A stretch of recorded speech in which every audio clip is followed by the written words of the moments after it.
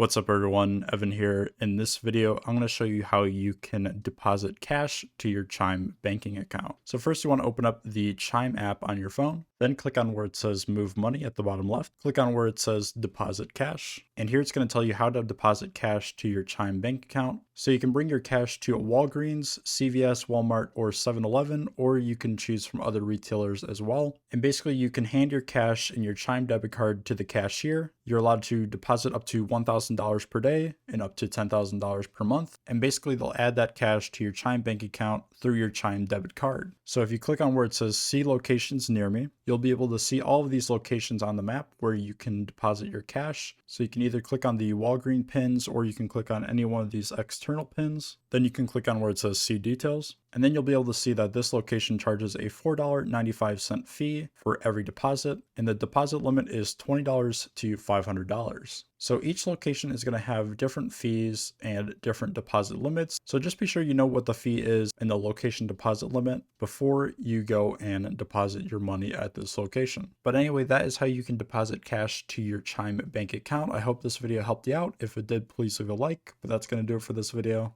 Thanks so much for watching, and I hope this helped you out.